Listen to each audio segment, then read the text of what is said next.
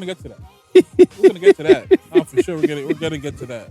We can save it for next Sunday, man. No, we're definitely going to get to that. There are other things to get to as well, but like, nah, man. This and this is what I'm talking You about. can pull it closer.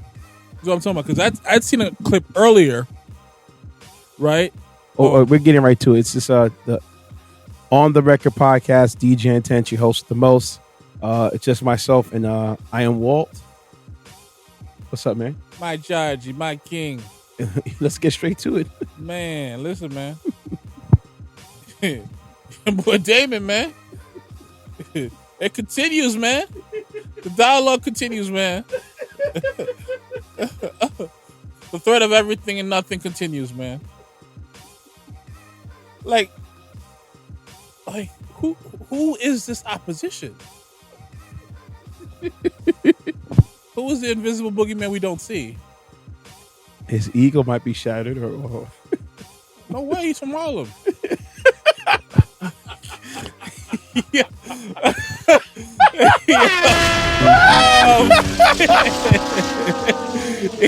Yo. Nah, man. I'm not buying it, man. I'm not buying it. Like we need to stop this. This is getting out of hand, out of control.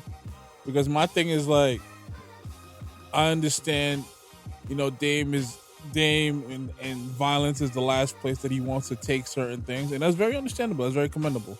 That's growth. But if we just gonna start suing, just for the sake of suing, and there's no real substance behind it, then what are we really talking about? We're acting like, based on what you just showed me, as if others can't countersue, like Charlemagne the God, about like slander, because what he said is considered slander. I tell you that this is my sexual preference, and you're telling me that that's not it. Okay, so I gotta give you guys the backstory. So right now, Walt is ranting and raving, and I got his blood pressure up because Dame Dash is apparently now suing the Breakfast Club because of his interview he did in the Breakfast Club. The same platform that has had him multiple times, twice, and dealt with his level of disrespect, but continues to have him on for cultural purposes, for, you could say, vile purposes. So there is a give and take there to a degree. But what I will say is, like, just play the clip. Just play the clip. Okay, hold on. Why I'm suing the Breakfast Club, but I also sent the demand letter to pause the Chris Brown lawyer and everyone that was. So the Chris Brown lawyer, it's the same Chris Brown lawyer who sued him on behalf of Muddy Waters because Dame Dash was trying to shop around the project Muddy Waters without the people for Muddy Waters. And then on top of that, that same lawyer, Chris Brown, sued Dame Dash for slander because Chris Brown caught him out on the Breakfast Club and won that case. Look at how we get back to that word, slander. The same Dame Dash, who Chris Brown, the same lawyer, put, like when you see people say on like ads, if you've been wrongly accused or if you've been, essayed by anybody, please call this number. You know what I'm saying? Mm-hmm. Multiple people called Chris Brown. Multiple people sued. He worked on the case for them. Yeah, like a joint lawsuit against Dame Dash, and multiple people won because Dame Dash was. I haven't broken the details of the stuff that Dame Dash. I'm giving you the generalization version. You got, when I go through those court documents when Said He Said is here, and I'll break down key details of why. I'm sorry. This has no reflection on the Record podcast, no reflection on I Am Walt or Said He Said. This is just me. If anybody have anything bad to say, leave them out of it. It's just me. Dame Dash calls people culture vultures. Bro, you're the biggest vulture out of them all. The things that he's done to try to get over on people numerous times. And you're calling other people out Nah, bro. Nah, I'm not jacking it.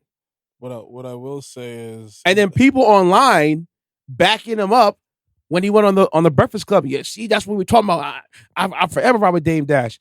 You don't know half the story of these lawsuits. and I think two things could be true. They don't know half the story, or they don't know a speck of the story. They don't know. But they don't care to know. What Dame is saying is etched in stone. Exactly. And it's not. And that's the problem. And It's not. Like, yeah. I'm telling you, if I was Charlemagne and I was sitting there hearing all that stuff, Yeah. I would have shot him all those court documents, all that, and would have reamed them. Shoot. But he was sparing him. Honestly, I think Dame's been spared a lot out here, to be honest with you. And we could safely say, in terms of sparing him the most, it's definitely Jay-Z. Oh yeah. It's definitely Jay-Z. Oh yeah. That man didn't have to say a word. And still doesn't. for it to get to this point, for people to really start to piece together what's really going on, to be honest with you.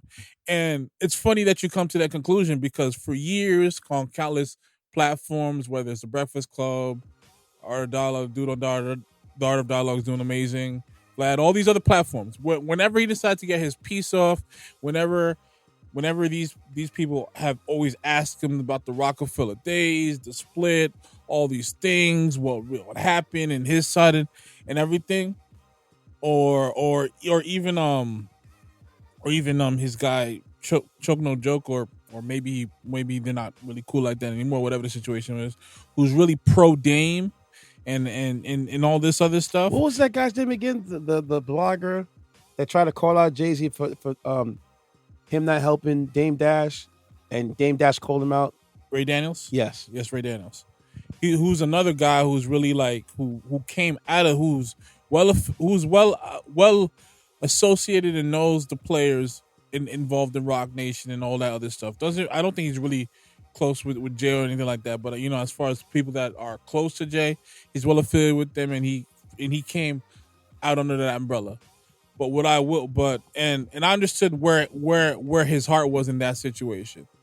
But Dame's always talked about this fair and business and all these things, and then you hear some of these stories with some of these artists that Dame went hard for, and they went hard for Dame, and you hear certain situations about like where it wasn't right, and then you hear the hypocrisy on where he would speak on if there was a record that was popping or bubbling, Jay would try to get on it or the remix and like make it his own, or there'll be records from other artists and he would take it and put it on his project. Like he said, like the Give It To Me, he said that Sparks record. I was like, cool, but you was with it though. You was with it. You was with it. But the minute it wasn't benefiting you no more, now that was Sparks' record. Yeah. And Jay was doing all this and all this stuff like that. And all the things that you like to point out were all these tactics that you like to say that Jay was doing. What were your tactics? What involved that level of paperwork that the big homie came to the conclusion called you a vulture? What's in that paperwork, Damon? That's the real question. They don't want to talk about that. Because we're not going to look at this from one side. There's, because when he got his gripes with people, he is very, very right to the point and very direct about the gripes that he has with people.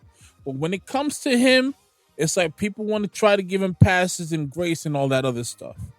And meanwhile, the guy who wasn't saying much continued to get the arrows in every direction. Mm-hmm. Oh, he's not that great. Oh, he never had a hot year. Oh, he's just a great businessman and he's commercial and stuff like that. The most recent one, because he can't get the deal for the casino pass. Look at him. Yeah. Are you doing casino deals? That's what I'm saying. Are you doing real estate deals? Don't get me started on that. Don't get me started on that because the funny thing is like Jay's business acumen was always attached to you sold. You know, but meanwhile, the other guy, the other guy was like, "Oh man, I was doing something great for the community." weren't you guys just saying Jay-Z's out here trying to bring the casino and continue to hurt the community? in Lower Manhattan. You know, that's what the whole grab is about. It's in Lower Manhattan. Meanwhile, they're revitalizing Queens right now, especially by Citi Field, and they're building a stadium over there. They're building housing over there, and they're about to have a casino over there. So both spaces are continuing to be gentrified, right? I won't say gentrified, but it's getting revamped. It's getting revamped. And what happens when things get revamped? Things go up. And then what else happens when things go up? Unless they promise affordable housing in these units. And that's a whole nother can of worms in New York, especially New York City, because this Mondani is about to come into office now, so we don't know how that's going to shape up. He's pushing for that on his agenda. Asking for affordable housing in New York City is like asking to be heard from the Phantom Zone. Sounds ridiculous. Bruh, that's a whole nother can of worms. It sounds ridiculous. Like what? What? Who? In 2025? Have you read the Color of the Law book yet? I have the book on me. I started it. I'm just gonna try to knock it down 10 pages a day. You gotta do more than that. What did you read so far? I was reading the I was trying to read the very beginning of the preface. I just fell asleep from work. You gotta read it, man. No, I have it in my bag, and I'm just gonna focus on reading it and then tell you what I've read so far, because I just got to get back into reading in general. To be honest with you, it's not just that book, but I just got to get back into reading. I pretty much got to force myself. All right, hold on. Before we go further, let me play the rest of this clip right here. In that whole circle and scene. The thing is, we on the radio. So if you say I got dirty sneakers playing tonight and they can't see it, then they're going to think I got on dirty sneakers. See, and this is where I look at Dame Dash crazy. Because like you said earlier, he's calling out Charlemagne. Yes. He tried to pull out Envy's card for his case going on with his homeboy. Absolutely. And being all messy like that. Mm-hmm. And now. Yeah, look at him. And the reason, here's the thing I laugh about this. Because Dame Dash thinks he's President Trump. Yeah. Because remember, Trump sued ABC and CBS, and they backed down. Yeah. What happens when you have a bully that thinks they could do what they want and try to rinse and repeat? Eventually, the bully gets isolated to a space where nobody hears of it anymore. Let's keep going. And it's going to get into the algorithm. Game has on dirty sneakers. I don't want to hear that when I got on new sneakers. The people that have been with me, and I think it's been illegal the way they've been with me, I'm not going to take it to the street because I'm not in the street. I look at what the President Donald Trump does. He sues people. What I didn't like is that they were lying. I didn't like that no matter what they saw, they were saying the opposite and putting a negative slant on it and not celebrating it. And what I really didn't like is the way they had interviewed Ben Shapiro, someone that triggers our culture constantly. They gave him.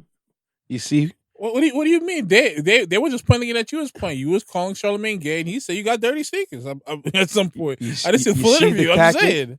The Trump tactic? Yeah. Deflection. Mm-hmm, yeah. Point something at somebody else? Yeah. It's a slander. Really? The utmost respect. They let him talk. I mean, it was almost like they were kissing why I'm suing the breast. The video ends. Again, like, you know, you say something to someone else, and we're just supposed to take it as the gospel, as you mean no harm by this, right? Like, remember the last time when he was saying like, yeah, I encourage everybody, you know, that works under me to be their own bosses and all this stuff. And he's talking to Envy. He's like, do you own this radio station? Could you pass it down to your child? Mm-hmm. You know, you having a boss above you is like calling someone daddy. You know, I never had a boss and all this other stuff. I was like, cool, but you had employees, right? Were those good employees who was out here, you know, following your direction and how you delegated, you know, the work that had to be done to them? Were they calling you daddy? Right? That's what I'm trying to figure out. Were they calling you daddy? Because if you're encouraging them to be bosses at some point they were your kids, right? Mm-hmm. They was calling you daddy. It's like he believes like society works where everybody is bosses and no one has to answer to somebody and things will get done because everybody's bosses. It doesn't really go like that. It doesn't go like that. It's okay for someone to be a valuable worker, right? That's getting paid handsomely, that's able to live comfortably when they decide to retire and take care of them, as well as to continue to take care of the family. You know, some people are not in positions to be bosses. You know, a lot of that comes with a lot of different aspects to lead people for the most part. You know, some people are exceptional soldiers. Like they will follow out the plan to a T and there will be no loose ends. And then if the soldier constantly follows that plan, the more you give him on his plate, and then he can start to lead others or by example or, you know, responsibility, you know, exactly. It jumps up. But you know, I don't want to kill a man when he's down or shoot a man when he's down, but just dude, we're not kicking him when he's down. We're just holding the mirror to a lot of BS. It's not even that. It's not even that at all. It's not kicking him when he's down. It's not talking crazy about him. It's not some of the looks that we've seen him in other recent scenarios and things. But look how trivial he's taking this. Look, like he's talking about dirty sneakers. Bro, you insinuated a man is gay because he's on the radio and he's talking about current topics, and some of those topics involve yourself. Meanwhile, you go on all these different platforms where you know they're gonna what type of questions they're gonna ask you, and then some of the newer stuff you make insinuations about people that you consider a brother or a friend, and you want to talk about being chatty patty. Are you serious? Like when Jay was going through that whole thing, what did he insinuate? What was he insinuating, Kev? What you mean, what whole thing? The thing with the liar, that Tony Bugsby that continues to remain nameless. We don't know her face. We don't know anything about the girl. Yeah, that Tony Busby most likely coerced. Well, you know, the thing with Tony Bugsby, like I told you, there's a difference between criminal and civil. Civil court, you just want to just settle out and just leave it alone. When it comes to civil, you know, civil court, it's about settlements, and you know, it's not about right or wrong or guilty or innocent. It's about proving that the other person was done wrongly and justly done over. I'm not cool with this shady lawyer trying to exploit. And you try to extort him. Extort and exploit, you know, our black greats for lies, and there's no repercussions for his actions. Well, that's what happens when you know, in civil court. I could be sued just by saying anything about anybody out there on my podcast space. Remember what happened to Shannon and Unc when the lady from the Usher concert sued them? Yeah. And the judge threw out the case. You know what I mean? Yeah, but the I understand you, but the thing is, this guy was trying to compromise that man's livelihood. Yes, he was. He was because when these celebrities be like, "Yo, I didn't ask for the fame," nobody cares to hear that, bro. You're there now. They wanted to be recognized for something they do great and go about their lives. They wasn't interested about all the photo shoots and all this press and stuff. But when they say they're on public display, you know, they are at the zoo. Yeah. They are at the zoo that has no glasses, no nothing. And they think, oh, this person is exotic, this unicorn. Yeah, we gotta go up to it. We gotta touch it. We gotta say something. We gotta antagonize it. Or something. And this is what he does. This is what he does. And there's no accountability for it. And that has to change. Because how many more targets does he have? Who, Bugsby? To go down this path. If these people keep putting themselves in situations, it's endless. But Hov didn't put himself in that situation. He didn't. That's what I'm trying why Hov was adamant about what he said.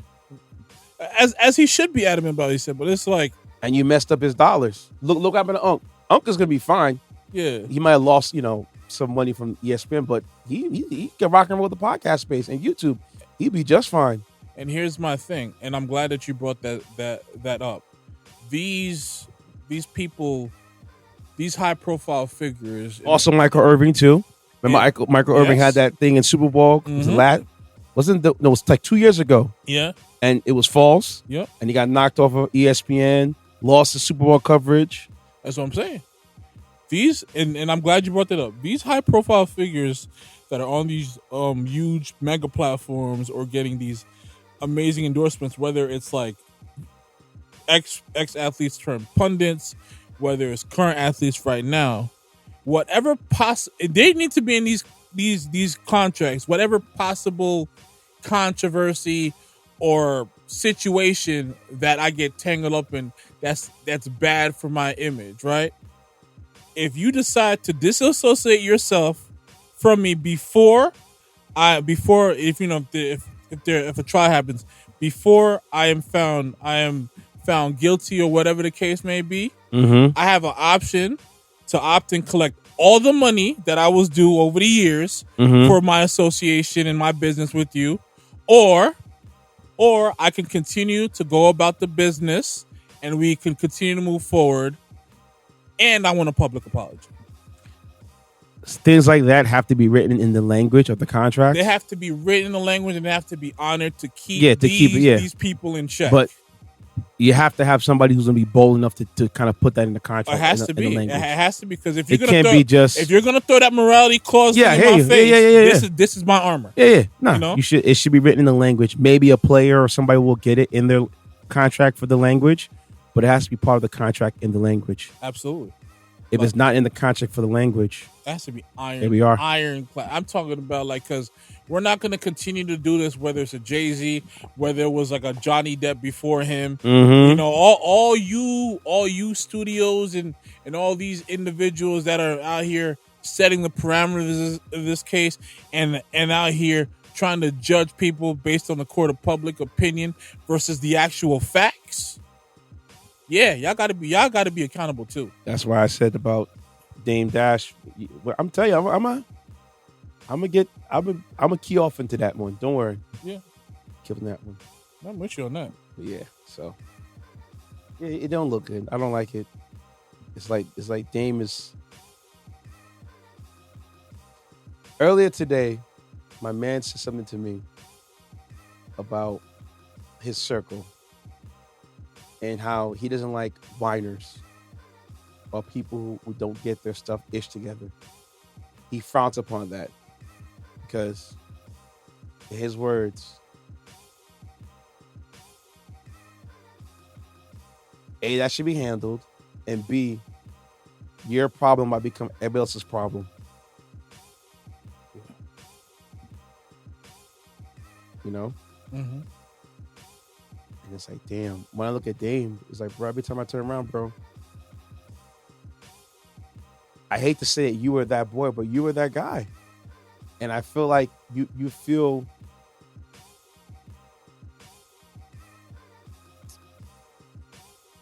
I think he feels that he's been slighted by watching his peers go to here, but meanwhile he's not ascending, he's descending. No. And it feels like everything this guy touches, it doesn't prosper like it used to. And it's sad. It's sad just looking at it. It's triggering for me to watch him flame out like this. It's triggering as well, but what's also triggering to me is him continuing to say, "Oh, so and so is only in it for the bag." That's always been the narrative. So and so is only in it for the bag, right? Then what are we doing? What are we doing? What are you here for then? What are you looking for then?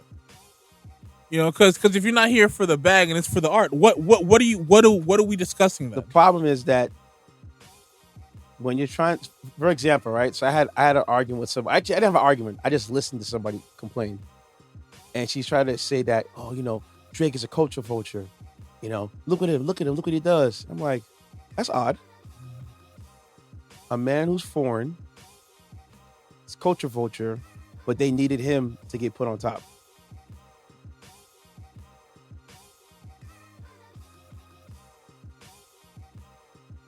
She was silent. We said Kendrick's been that guy. He's been all Compton. Not this Kendrick. We'll see how long this Kendrick keeps up this TV off and squabble up going for. Because the day I hear, bump it up, that's I don't know what the heck, Kendrick. I need the slaps, bro. Yeah. I'll be happy for it when he's gone. Wait, hold on. Because we got bumped off. Yeah, my bad. Yeah, we don't want people don't want to hear that Kendrick. They want to hit the slaps. But what you missed, what I said was that whenever Drake calls this, because in rap music you don't really call it quits. You can go for whenever you want. But when he says, "I know what, I'm gonna take a 5-year break," y'all got it. I do wish he did that. Not only that, but from a tactical standpoint, and these are some of the things that are a bit impulsive with Drake. After Kendrick did that verse, bro, I kid you not. Which verse? The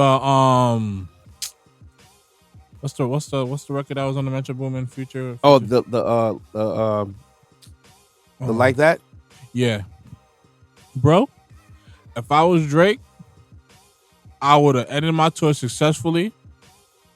Not even bat an eye, and then I would have responded New Year's.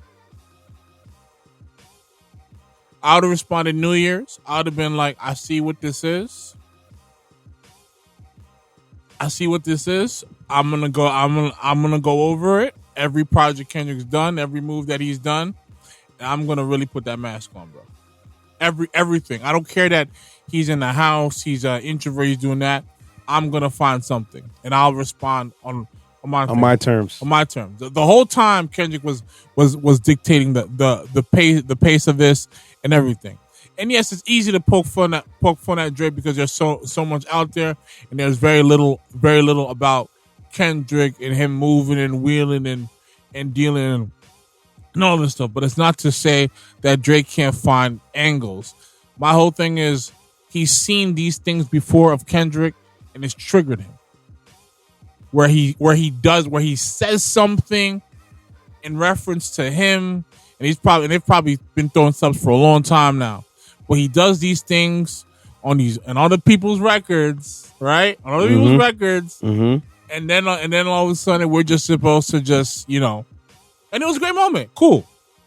I'm not saying Drake's an angel, and I'm sure there's validity to the reasons people have their issues with him or whatever the case may be. These gentlemen, these men, these businessmen, rappers. I told you what it's about. Whatever you want to call it. I keep telling the same four. No? That doesn't change. No. Pride, ego, money, or a chick. Yeah. And when we find out what it really is about, they're going to look at everybody crazy. Well, yeah. Well, and it is what it is for the most part.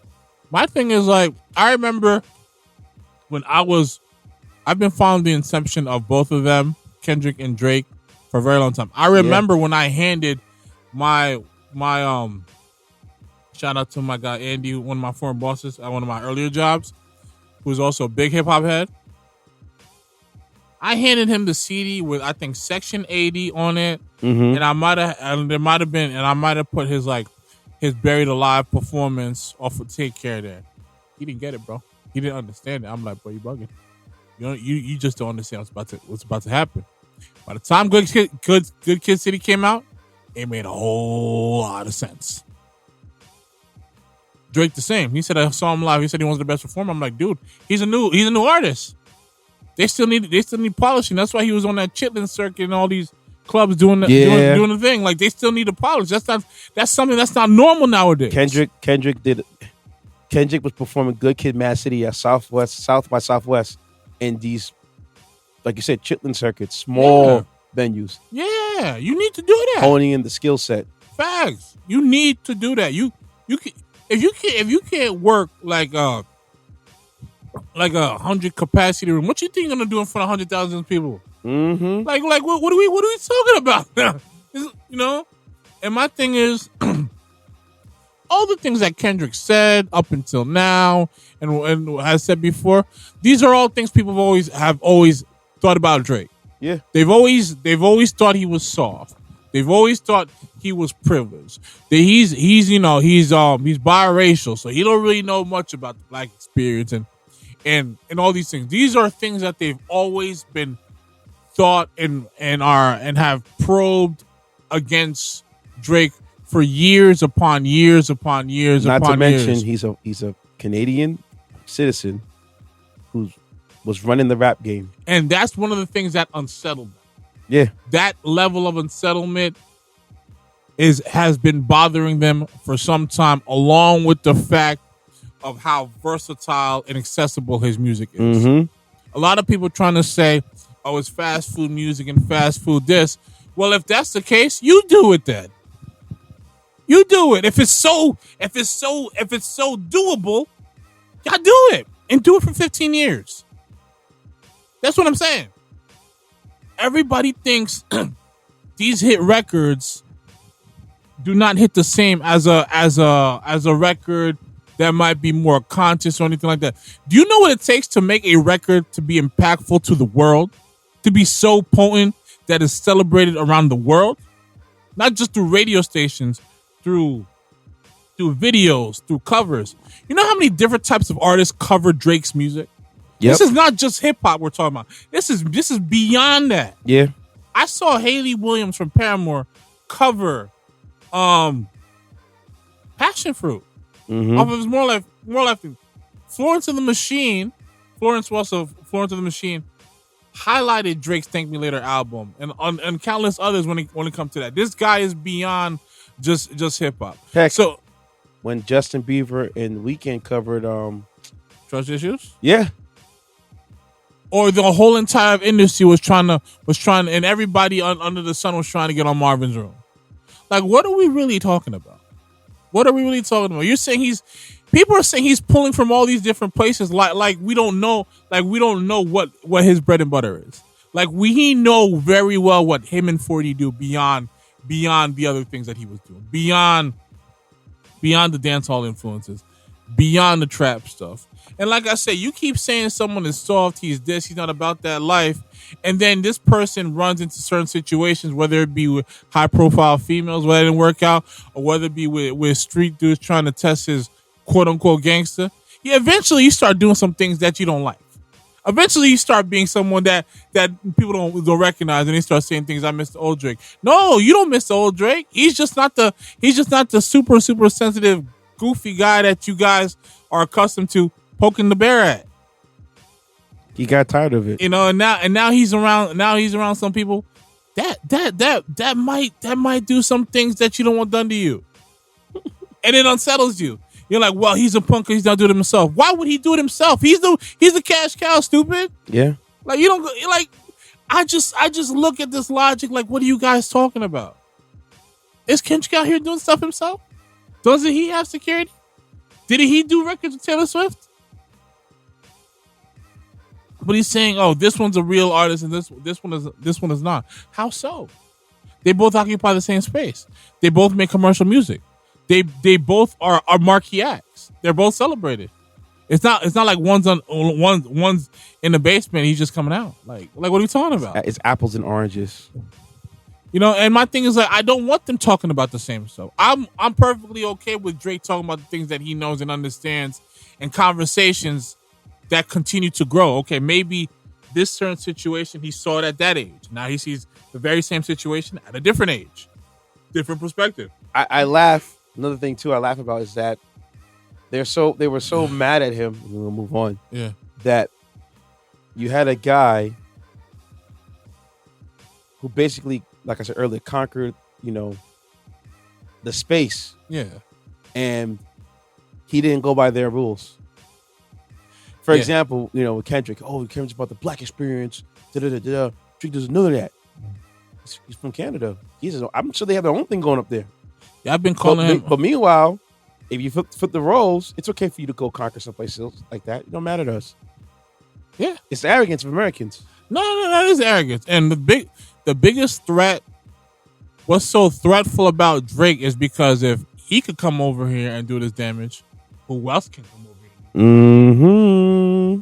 That's why everybody else is so invested in Drake, especially them dudes out in the UK. Yep. Because they know. The rest of the world knows. Like, yeah, you guys right here are very comfortable. That trap, New York trap drill came from London. Y'all been very comfortable out here doing a whole lot of talking about nothing. While we out here, really out here putting in work and looking for respect out here. And our projects is potent. And a lot of you rappers is not seeing some of them rappers over there. I'm telling you that right now. Nope. I'm a lot of you. And I'm not even talking about the super lyrical miracle ones that are there. I'm talking about the ones who are really, really who could rap and could put a song together. You already saw what the cat. I think the Nims, Nemzz. He from the UK. He has a couple of records out here scorching. I'm like, this kid. All right, I see you. They're not playing, bro. No, they're not playing. They're like, well, we've seen this movie with these people long enough. They don't care about this thing. Right now, it's just a lick. Yeah. Right now, it's just a lick for them. That's why, like I said earlier, when it comes to hip hop right now, who's the person who's holding the throne? Nobody knows. Listen, it's okay though. One day it could be Sexy Red. Another day it could be Burna B. Next day it could be Cardi. Next day it could be Drake. Next day it could be Kendrick. But Drake's been given Lucy, so he don't really care. Why should he? Listen, whether he's been looking to seek validation and love from a genre and a culture of people, a certain culture of people that never love him back, he should realize if I'm him, tell him, bro, that doesn't matter, bro. And then with Metro Boomin now is like his last project. I loved it. I thought it was very nostalgia. You know? The Metro Boomin Future Summers. Gotcha. But they ain't playing like that out here. Listen, at the end of the day, he thought he had a moment, and then it came and went. Yeah, it is, bro. Listen, the best thing Drake could do right now is what he's doing. Exactly what he's doing right now. Do nothing. You know, chill out. Like everybody else, I've been saying this for some time now. I'm sure you've heard me say this. Go away and see how the field conducts themselves. And they can't. And then you got people saying right now hip hop is boring. Drake is interesting and all this. I was like, it is. It's all right. It's all right. It is boring. You're in a good place, you know? Appreciate the mundane. Appreciate it. It's okay. It's all right. They got what you wanted. I wanted the foreigner gone. You know, he took his ball went home. Oh, now he's in Europe now. I think he's still in Europe. And he was in Switzerland doing his old thing with Bobby, and then he said, "I'm so upset he's not talking to the culture." Oh. You guys didn't want him there. He's a culture vulture. You know, then you got guys like Kevin saying, "I don't know what he likes. I don't know what his politics are." Why do you care? What do you care about stuff like that? Do you know what Kendrick likes? What his politics are? In his songs, you play to see, but. These are songs. I'm talking about his politics. We're talking politics. We're talking about policy. Yeah. Like look at Ice Cube. Look at how he's changed. Yeah. He's gonna F the police, and now Donald Trump. He's not a bad guy. We can talk about some business. Mm-hmm. Whoa, you NWA? You done change the suit, change the tune? You Ice Cube? Listen, man. Wow. Listen, man. Listen, this. We're not dealing with anyone Cube out here. No, bro. we're not. We're dealing with entrepreneur big three Q. Facts, business. We need to prove some stuff. Yeah.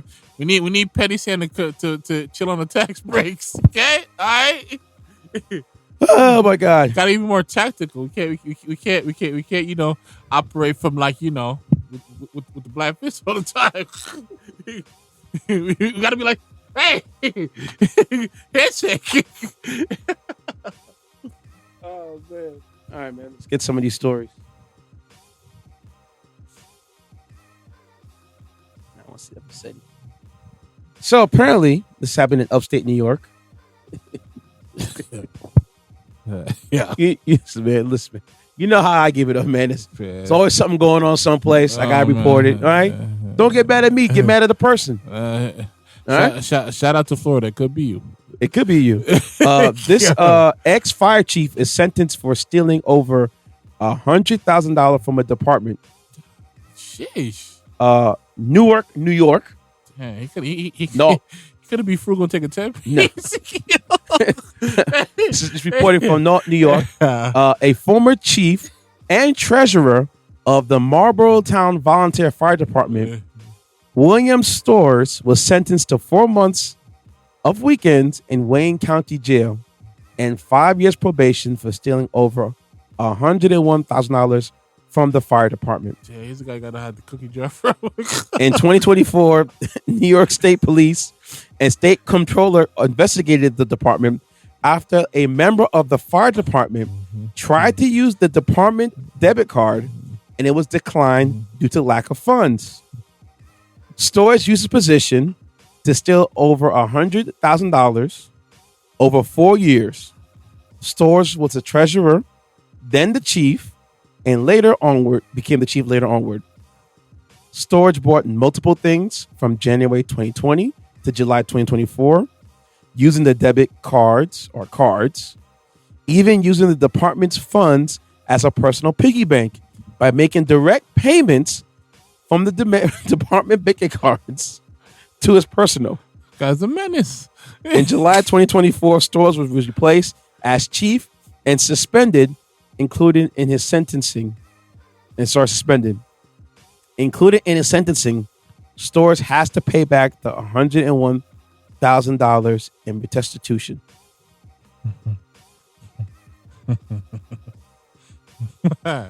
Man, what's he got? He's taking the money. The man's supposed to put out fires and out here robbing the bank. Man, she was the treasure of nothing, man. Another cookie. Let me take that. Yeah. Man. Hey, man, you gonna eat that? No, you don't need that. No, you don't need that, man. Yo, let's go out to the store real quick, man. Sure, you know. Stay in the car. You know what? Lunch is on me. Man, lunch been on you a lot of times. Hey, man. I got the big bank, man. You know what I'm saying? You got the big bank. You mean you guard the big bank? I'm guarding to take it. You know what I'm saying? Oh, man. Nah, listen, man. You take it. You ain't giving it back, though. So essentially, he stole $25,000 every year over 4 years. Dang, you greedy mother. See, when I heard this cases like this piss me off. Why? Get a part-time job.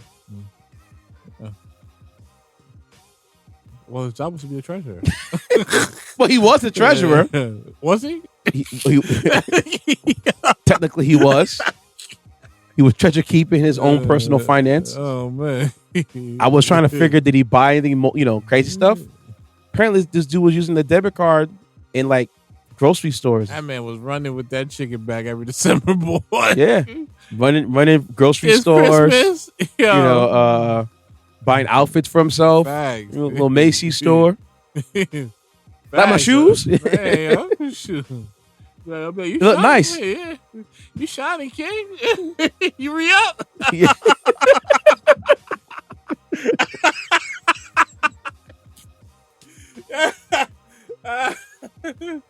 Oh man, I need to re-up. What you got, my kid?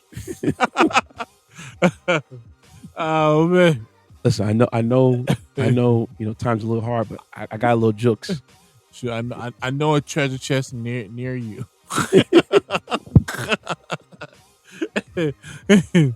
Go ahead, your turn. That man was moving mad. That's crazy, man. Shoot, Mark Ship. No, we'll save that for next week. Oh man, it's good with these gentlemen, man.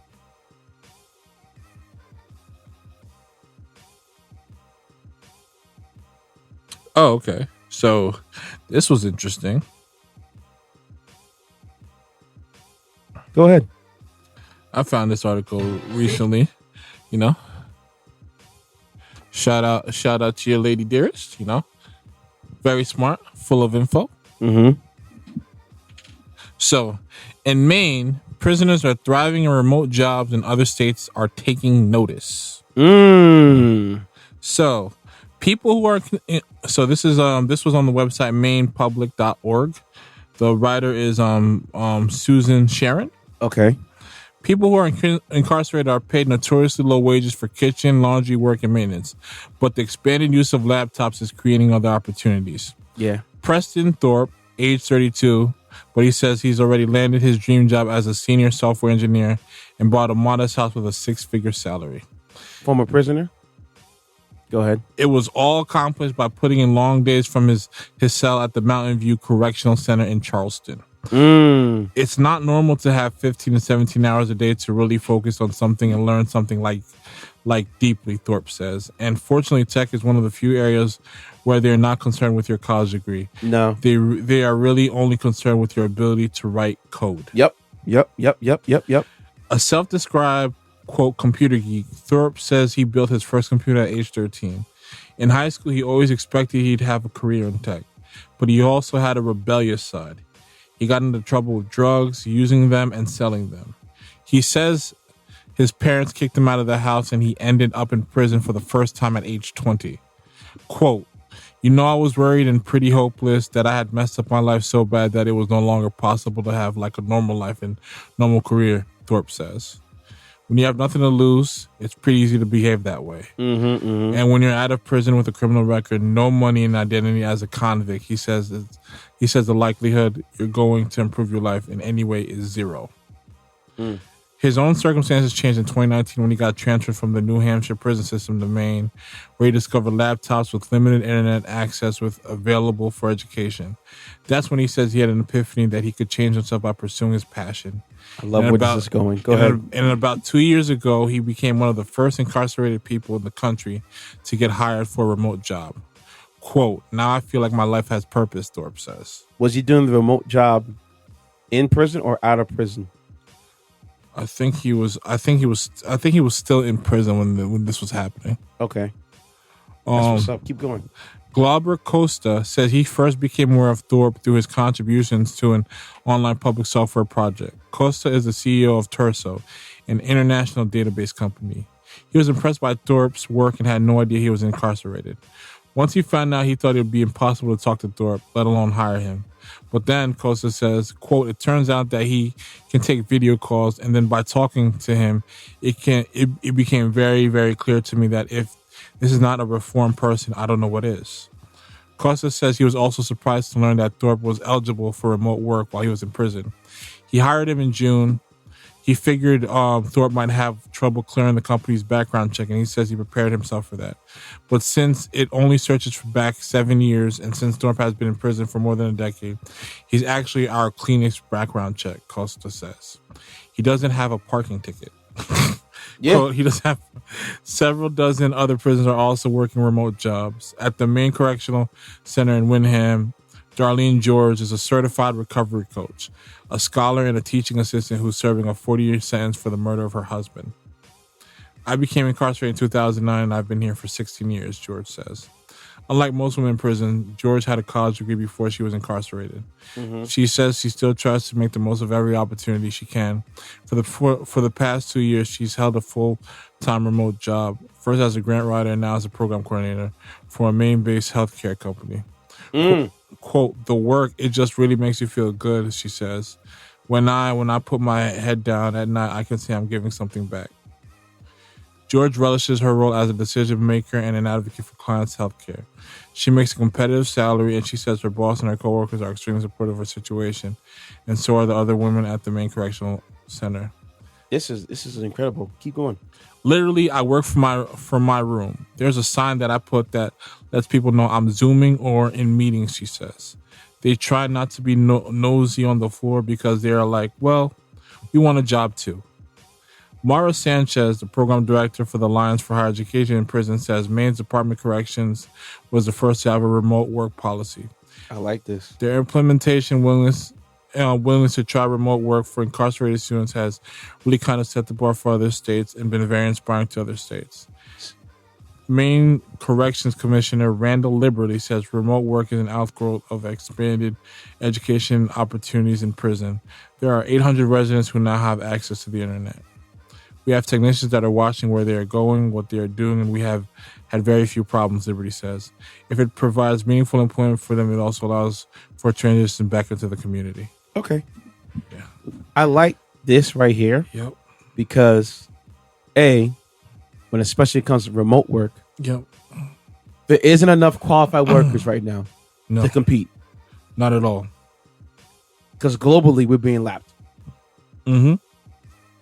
And the fact that the prison system is giving people the opportunity to close the gap, I'm here for it.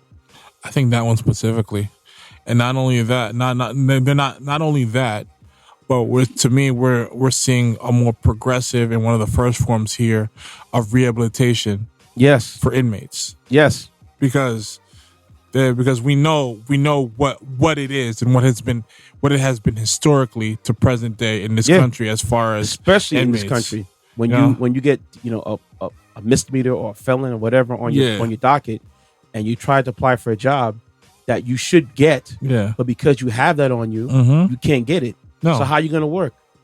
How are you going to survive? You're just going to go back to what you're doing before. You know what I'm saying? It's like when it comes to this country, once you've been incarcerated in anything, it's a death sentence for you. It really is. You've been branded with like you're no good to society or valuable to corporate America. And only way you can really get out of that, either you have heck, I don't know if they'll let you even get a civil service job with some of these places like that. Probably not. You know what I'm saying? I think New York is one of the few that let you do that. In California, if you've been like an EMT or an EMS worker or fireman, they can hire you for that. But especially in this country, once you've been incarcerated for anything, bro, good luck trying to find something after that. Seriously. Either you make it on your own, or you have somebody to help you out, but it's hard. Unless you're coming from a silver spoon community, it's gonna be tough out here. It's tough out here. Really is. Really, really is tough. So I like what hats off to that Maine. Yeah. For their, using their internet. And for what it's purpose for. Yes, it can be entertaining, but for them using it educational and then providing these people with the same remote jobs, it's an amazing thing. I couldn't agree more with you. And I guarantee the prison system is probably making bang over buck, because some of these high tech remote jobs, there are people out here who do remote jobs right now. Yeah. And they literally work 4 hours at the whole day. Yeah. And then they'll have two of them. So then so let's say one job pays $125, one job pays $100,000. You done pulled in $200,000. That's what I'm saying. Just for sitting at home, rolling out of bed, going to the computer. My senpai works remotely, a lot of his jobs. That's dope. That's something I definitely want to do, man. And his is hybrid. So, like, I know, I'm just kind of going off topic. No, keep going. A lot of insurance companies are remote jobs. Yeah. So when you go to file a claim or just customer service jobs, some of these credit cards, hotels, airlines, like I said, insurance, a lot of these things are remote. So they're there. You just got to go find it. In my mind, I'd just be thinking like, I've always thought in my mind, like when I would call these places, there'd be in a big building, a some of them are with behind the cubicles and stuff. They outsource that.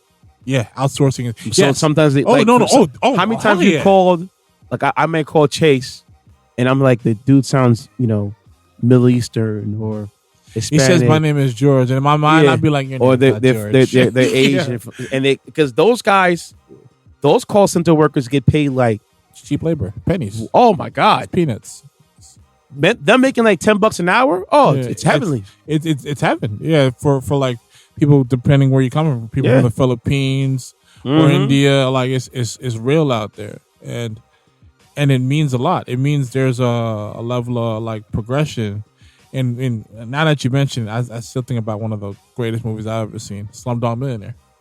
Okay, you seen that movie, right?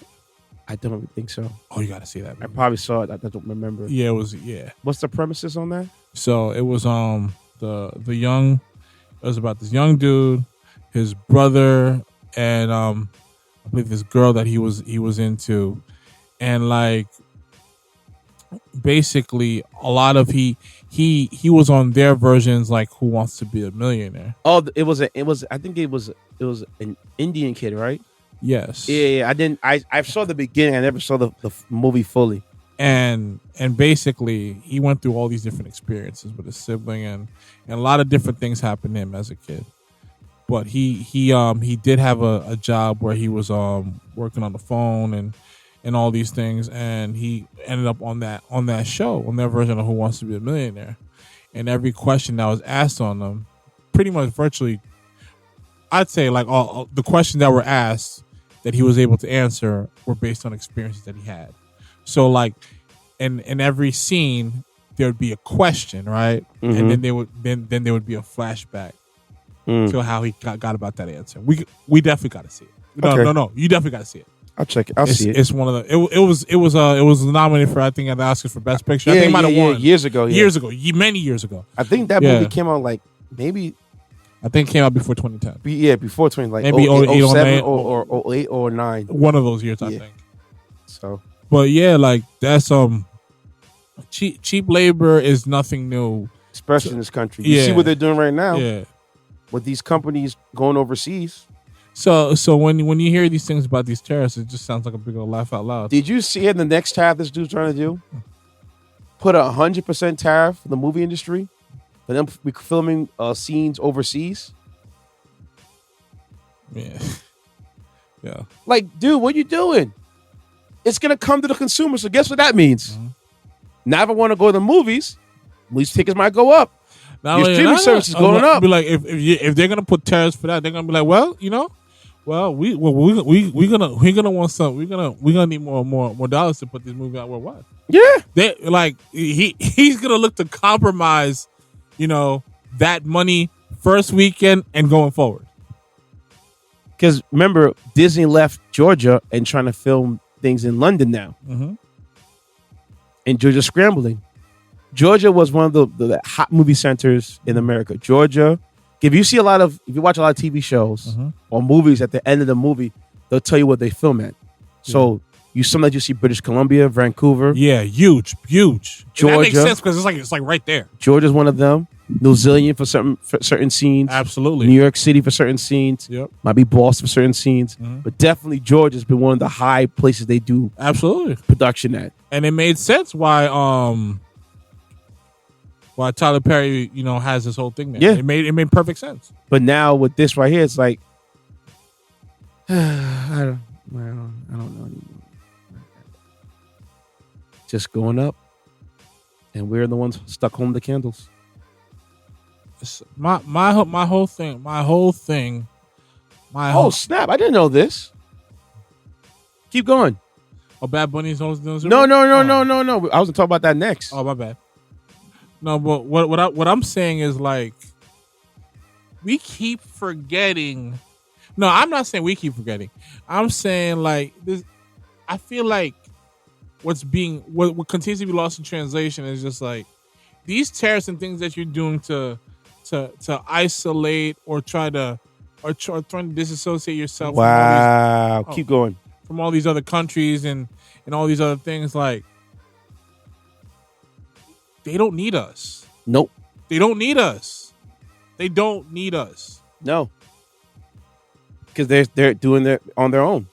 All the outsourcing stuff that this country does and continues to do, all for the sake of cheap labor, speaks volumes to how the rest of the world operates.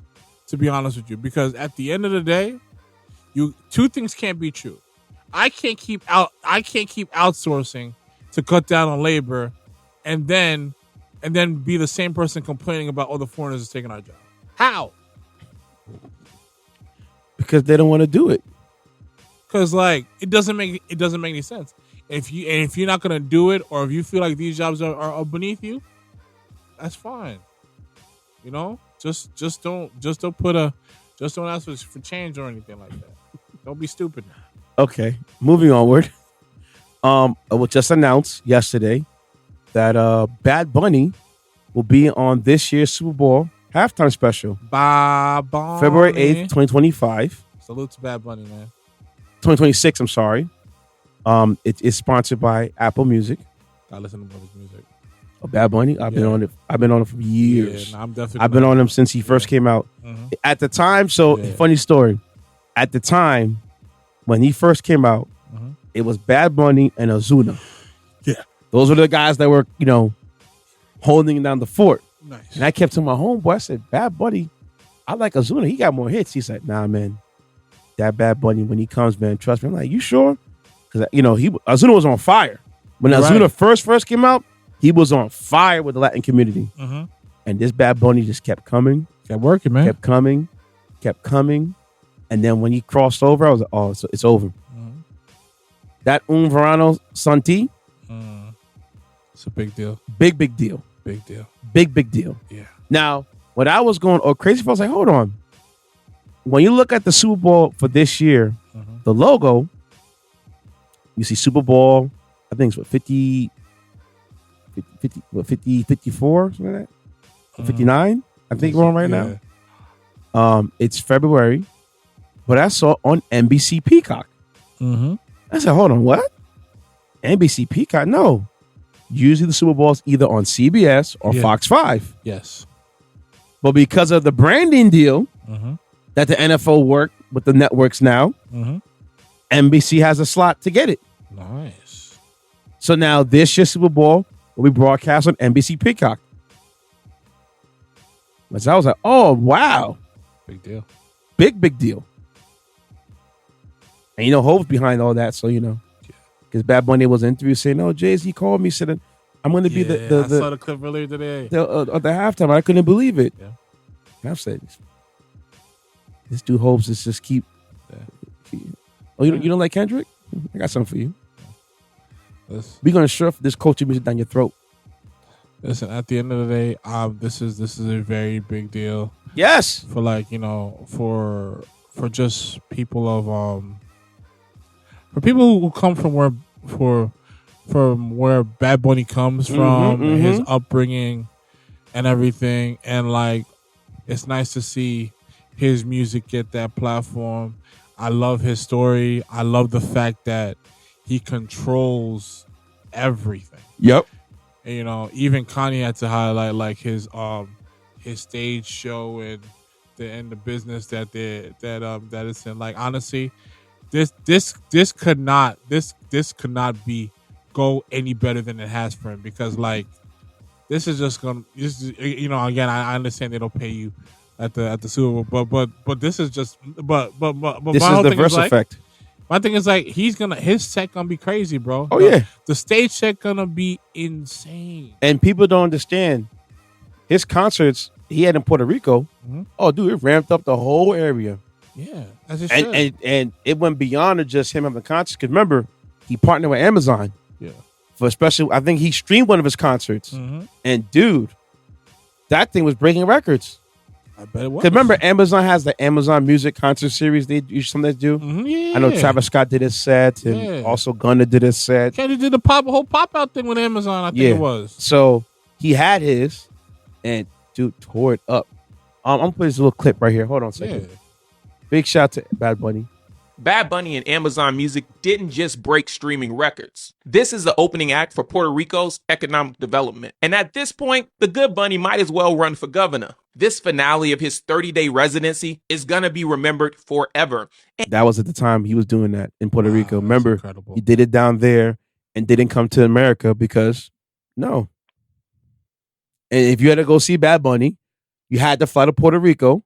You had to book a hotel. Had to, revitalize the area, because Puerto Rico is treated like garbage. Not only that, who doesn't want to come out, show out, and pop out from where they're from? Who doesn't want to do that? And he did it for 30 days straight and sold out every night. That's what I'm saying. You know how much business that he brought in doing that? He did. That's a lot of business. People are eating, man. Remember when Taylor Swift went to Asia for her tours, and how Singapore was like, you come here, you ain't going nowhere else. That's what I'm saying. This is important. Salute to Bad Bunny, man. There's some Latin artists that I definitely gonna need to listen to and find. So apparently, with Bad Bunny's residency in Puerto Rico, it's estimated he helped generate between $200 million and $400 million in direct economic impact for the island's economy. Come on, man. What are we talking about? This is bigger than music. And not to mention his message he has for all the MAGA hats out there. Yeah. You better get a nice little lesson from Bad Bunny, especially with all those electricity problems they had down there. Don't let and they get left stranded when they got flooded. Facts. Yeah. Still trying to figure this thing out right now. Yeah. Donald Trump throwing the little paper towels in the stands. Yeah, man. Yeah, listen, man. Little PR for PR. I'm just saying. Keep going. And it's not because it shattered Amazon's viewership records. It's not because the show commemorated the 8th anniversary of Hurricane Maria's landfall. And it's not because J-Lo's ex Mark Anthony had the audience in tears. It's because Bad Bunny is leveraging his influence and Amazon's billions to rebuild Puerto Rico, not just his wardrobe. See that? Powerful. You see that powerful. Right there? That's powerful. So what do you think he gonna do with Apple? Sure. Listen, man. And NFL, y'all been going overseas for a lot of these, different games. Why can't you bring one to Puerto Rico? Absolutely. Why not leverage your influence? You did it for Brazil. That's what I'm saying. We never had a football here. Sure. You had, I think, a Giants game at Wembley Stadium years ago or something like that. Yeah. So, make that happen. Trying to make sure my thing didn't time out. Good. Rather than a one-off event, Amazon and the Good Bunny Foundation are rolling out STEM programs, and they're literally designing learning hubs that double as hurricane centers. Genius. Then to support farmers and fresh produce, they launched an online storefront that literally featured Puerto Rican coffee, crafts, and goods marked made in PR. Now for local shops, that's a bag at scale tying commerce to culture in real time. And once again, this proves that a superstar collab can be bigger than hype, it can be legacy. Bad Bunny hasn't let the limelight blind him. He's using it to light the way for Puerto Rico. So collab cousins, should artists demand brands fund real change or just fund their pockets? Bad Bunny and Amazon Music didn't just... Yeah. You could do both. Yeah. Two things could... You could do both. You could do both. Hov did it. Hov did. You can do both. Why can't Look what Nas is doing right now. You making incredible records that are touching people on a different frequency, that pay their hard-earned dollars to see you, support you, to champion you, that keep their spirit going. And hopefully they're flesh and bones on the earth for the better. And you have this individual who remembers adversity that he was against and what it was like being a kid, and also having to deal with the dream killers out here. So he's illuminating, his home and the future greats that's going to come out of that to be in, position to win. That's what you should be doing. Like, if you could change the forecast on the space that you occupy for not just yourself, but people who look just like you, why wouldn't you? You're right. You're right. And he has the influence. He has the platform. He has the team. He has people who want to do this. Yep. This looks great for Amazon.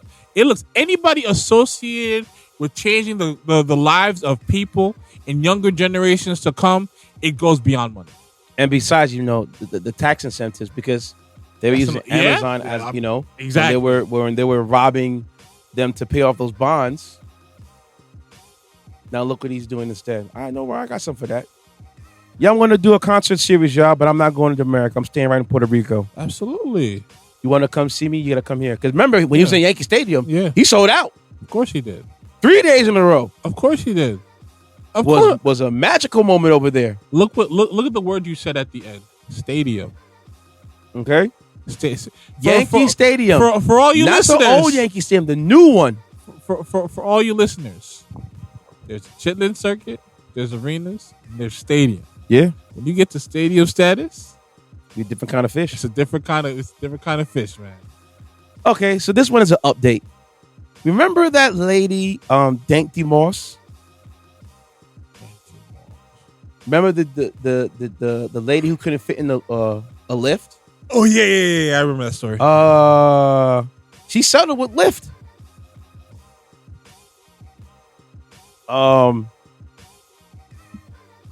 That she sued them, right? Over the rights of a passenger couldn't get in the man's vehicle. Because remember, she's kind of large. She did a little tour on Breakfast Club and all these things, different platforms like that. We had a discussion on our own podcast here about should she win the lawsuit, different things of that nature. Lyft settled with her for undisclosed amount. Because she called it Lyft. Remember in the video, she complained. The guy was like, "Yo, man, I don't think you guys can fit. My shocks and my springs, my tires can't help it." Because he had a small Mercedes sedan. He canceled the ride and said, "I'll get you another one." And she said, "Well, I want to fit in that one." He's like, "No." She goes, What you mean, no? No, you can't fit. You're too large. And you're not going to mess up my interior. Don't worry about it. It's okay. It's not a strike against you. I'll cancel it and make sure you get the SUV. And she wasn't taking that line down. So she sued. Yo, my man's thinking like, yo, listen, man, if I got to see this mechanic one more time, he'd be like, yo, player, you're going to be here for a minute. Because remember, in the I think it's happened in Michigan, denying someone a ride based upon their weight is legally the same as denying someone a ride because of their race or religion.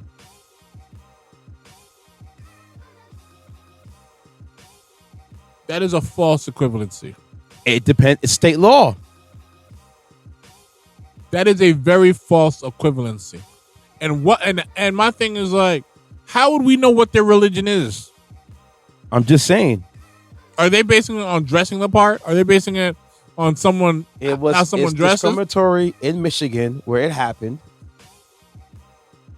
You cannot judge someone based upon their weight. Okay, all right. He lets her in the car, right? He lets her in the car. Okay, all right. He lets her in the car, right? She somehow manages to get in the car, right? She gets in the car, right? And then he proceeds to take her to the destination that he's supposed to take her to. And then out of nowhere, right? Axle breaks, a tire flattens, and then they were saying, and then they do an investigation, and then they come to the conclusion, oh, there was too much weight inside the car. They said, well, if I turned it down, it would have been discriminatory, so I had to risk my life. Well, she's not that. She is large, but she's not like Wait. So the Lyft driver tried to get her a different vehicle, right? Yeah, he did. But she wanted. What did she want to do, Gav? She wanted to go in his car. What did he say? He said my car was too small. And she said, but I fit in vehicles like that before. Remember, she had a picture with her inside her Jeep, but her belly was touch the steering wheel. She still could have drive it, though. You know what I'm saying? I'm just saying, bro. Look, I ain't gonna hold you. I'm not in the best shape in my life, not yet, at least. But you know how ridiculous I would look if I had my whole gut on the wheel and I'm still trying to drive. Listen, man. For some people, they have no shame. They'd be like, "What are you doing? Lose some weight." You can't do that in 2025. Can't do that to women. No, you could do that to anybody. You probably can't do that to women. You probably couldn't do that to women before 2025. Public shaming. We had to bring that back. I'm sorry. She was too big. That's what I'm saying. It's state laws, bro. Some state laws, they Anton say the same thing. We need to bring back shaming. They do. When you do something stupid or silly out there, you should be shamed for it. So the guy that drives the Fiat, he would have been around and been like, no, you can't get in. Yeah. You might not, it might be uncomfortable for us to drive together in the little Fiat that I have. You know? It wasn't a Fiat. It was a Mercedes sedan, one of the smaller ones. Oh man, listen. So you want to get in this Mini Cooper?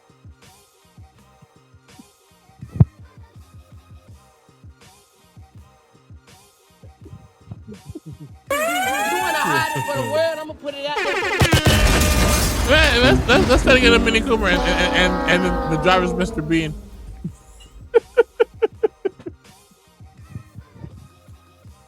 We probably go.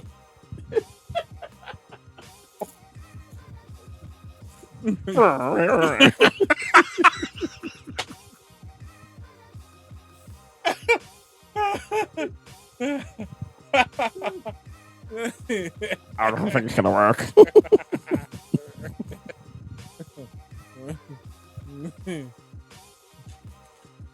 Oh, Lord of mercy. Let's play the blame game.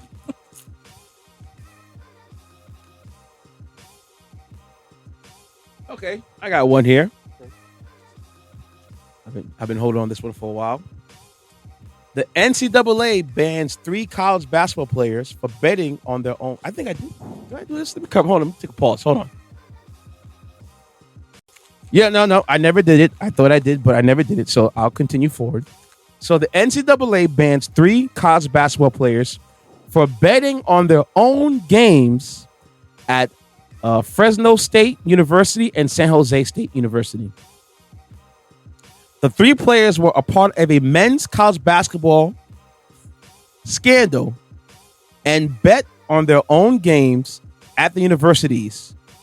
Were able to share thousands of dollars in payouts.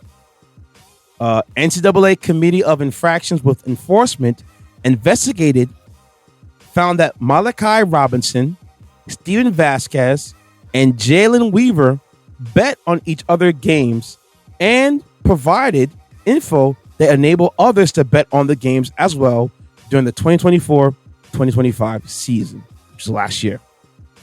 As 2 of them manipulated their performances to ensure certain bets were won, like prop bets. The monitoring system in January notified Fresno State and NCAA of suspicious prop bets on Robinson. Robinson and Vasquez were roommates. Here's where it gets crooked. Robinson and Vasquez were roommates at Fresno State in the 2023-2024 season. And transferred to San Jose State the following season. Investigation.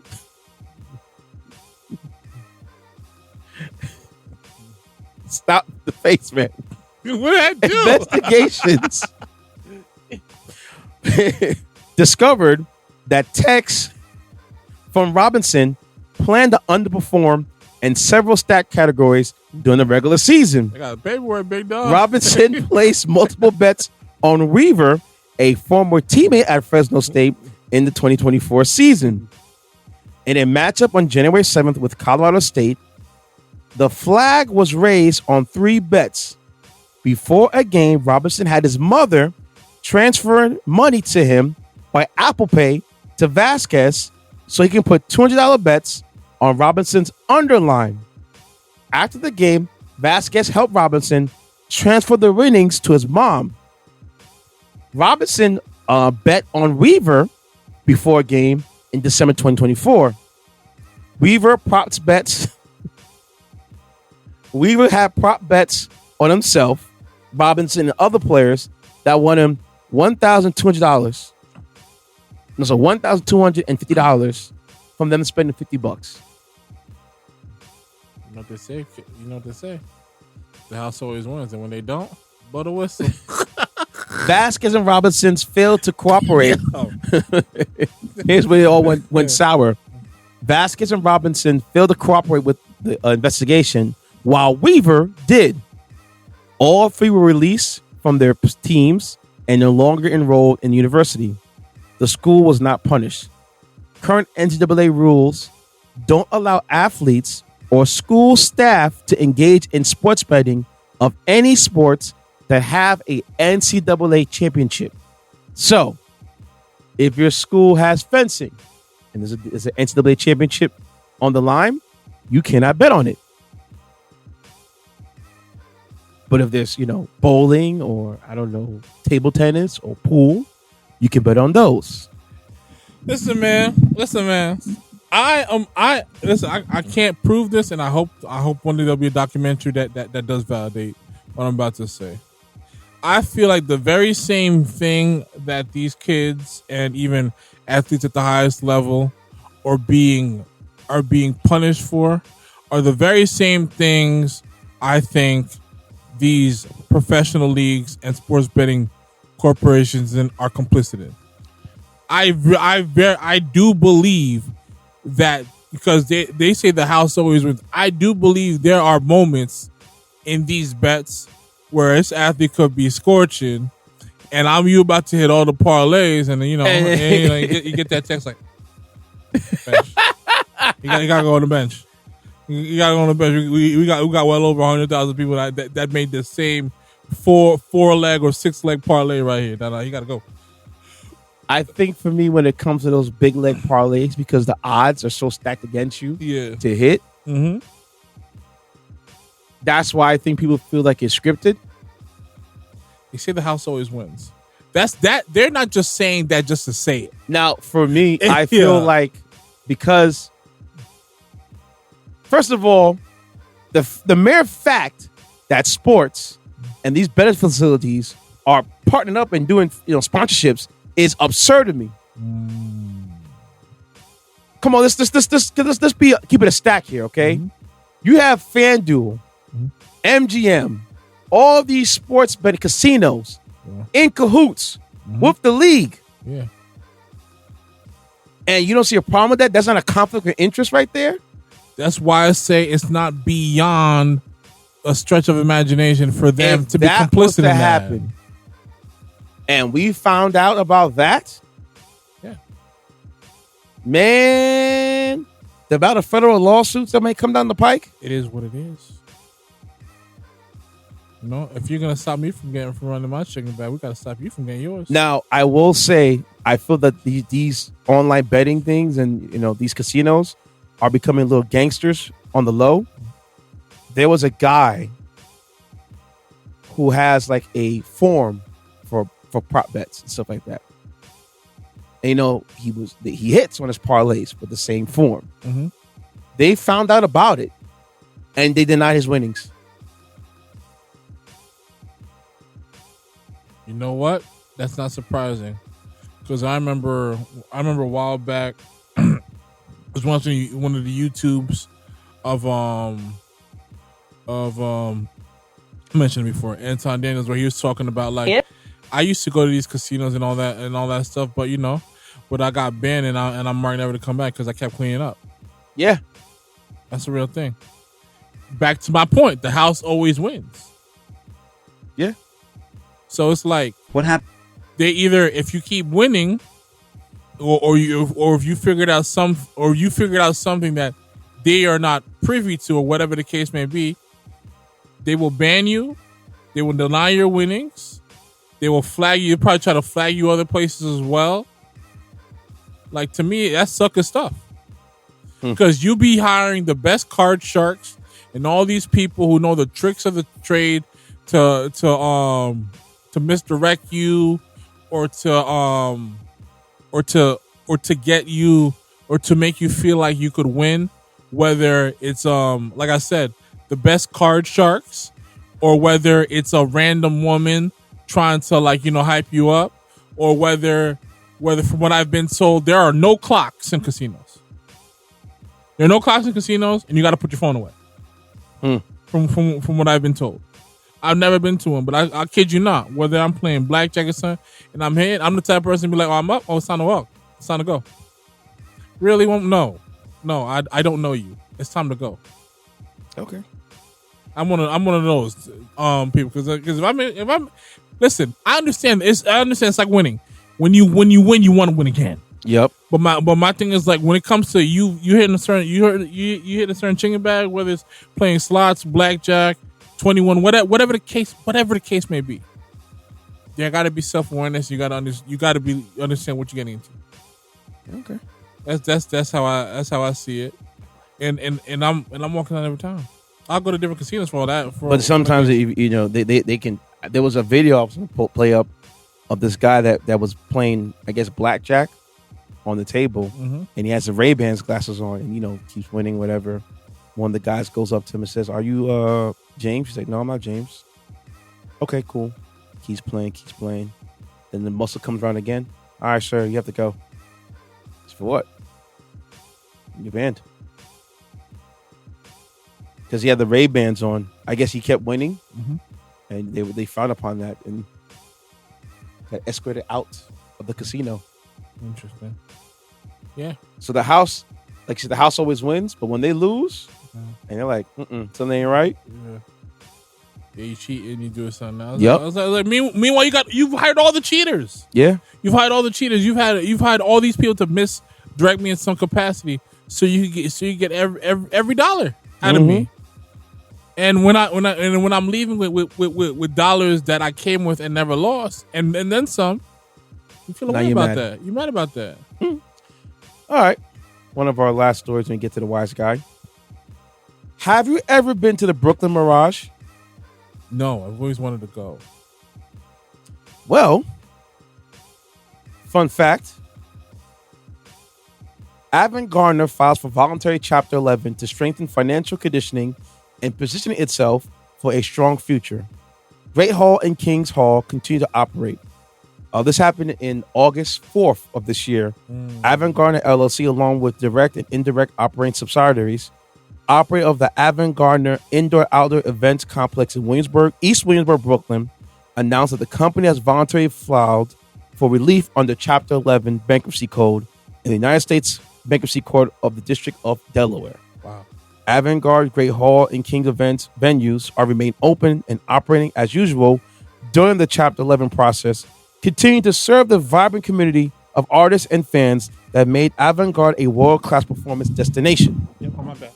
To support Avant-Garde's operation during the Chapter 11 process, the company has received a debtor in possession (DIP) financing commitment from existing lenders. As part of filings, Avant-Garde anticipates entering into a stake horse purchase agreement to which the company will sell assets to entities informed and controlled by existing lenders.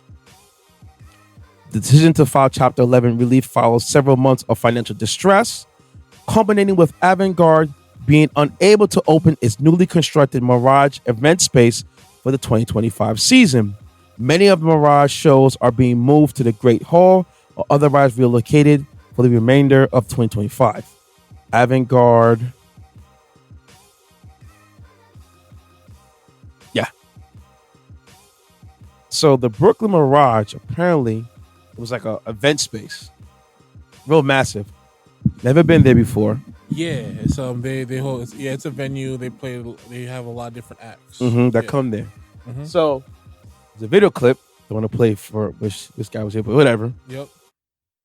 Happened with Brooklyn Mirage. Mirage is toasted now. $1 billion loss. Something with zoning. Zoning? Yeah, I think they built everything without permits or something. Wow, why would you do that? If this is true, that's dumb. Bro, that's dumb. You know how much space is being occupied in like these district areas, and they especially want Williamsburg. Yeah, especially in Williamsburg. Like, and I keep mentioning that spot to you. The Brooklyn Steel, great venue. A lot of different cool acts performed there. I saw Coffee over there. I'm pretty sure I saw Jadena over there. Like, great space. Like, it's like, why would you cut your nose to spite your face like that? Like, that doesn't make any sense. Like, I don't think it would be hard to get these things through, especially if you're like buying these places with cash or you're like, or you have proof that you have money to buy this space and do as you please with it. Like, I don't get it. The problem is some of these places, they want to build so fast. Yeah. They don't care about the repercussions. Prime example, Angels, the nightclub Angels, Nardon's in Elizabeth. Yeah. They're supposed to have been open by now. Haven't got there yet.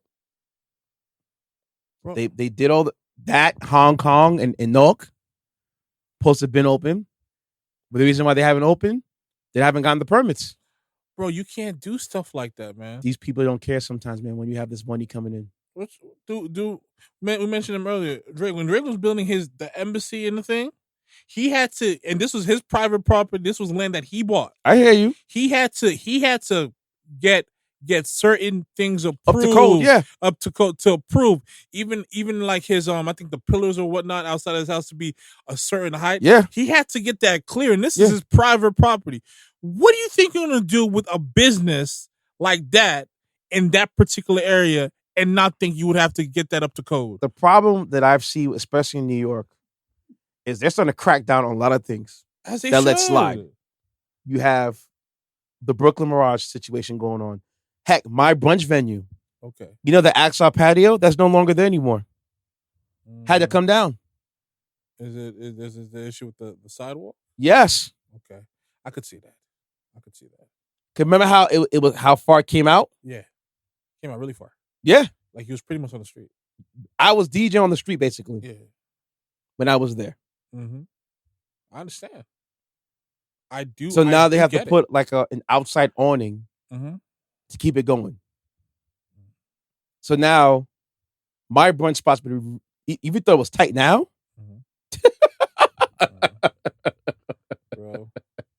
bro, honestly, if you thought the brunch was tight now, yeah, do you know what's about to be now? Because we lost seating, man, compared for what it was to where it's now. Oh my God, it's a nice spot too. Could you imagine if they had certain selective days where even though I know it's like pretty much has been a thing for a while. Listen, if they had certain hookah days over there, they don't want to do that. If they had that, if they did, I've been begging for that. If I honestly the way I would do it is if they had that, especially given the type of culture it is over there, with someone like the laid back Afrobeat like Alte stuff that I be on, yeah, it'd be a movie. It'd be a movie. I'm telling you, bro. Let's continue. So it was all a facade? Like, I thought they built everything and it was ready to open. They built it, and I think they did it illegally, which is why they're not allowed to open. Technically, you'd have to tear it all down and rebuild it again. Legally? Yes. They didn't know that while they were doing it? I mean, no, because they probably don't give. You see? And there's your problem. Yep. That is your problem. You just building. How do you spend all that money tonight? And what I mean is, not to say people can't do that, but if this is something you plan on making, do you plan on profiting from, that you plan on networking extensively through, that makes no sense in any aspect. It makes no sense financially. It makes no sense logically. Like what are you doing? They're like not giving is not good enough. It's not. It will never be good enough. Not in New York. Running New York for the last 20 years. They were gonna have money to No, they probably just thought that they could just pay someone off. That's what I'm saying. They probably had and money. Get it cleared and continue going. Probably pissed someone off. Yep. They probably pissed off. You know what? What happened with Brooklyn? That's just dumb, bro. That's just dumb. It's lazy. It's both. It reeks of no crap.